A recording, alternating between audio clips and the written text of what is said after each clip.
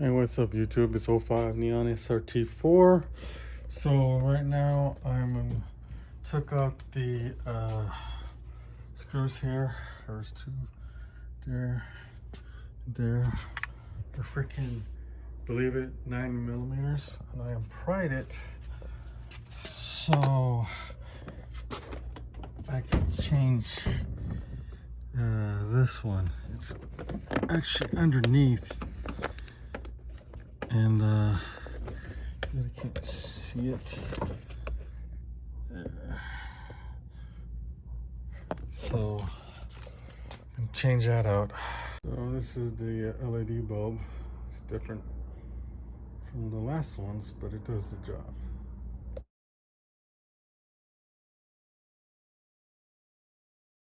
So there we are.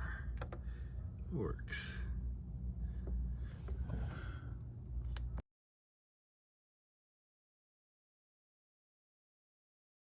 This is the stock halogen. Much easier.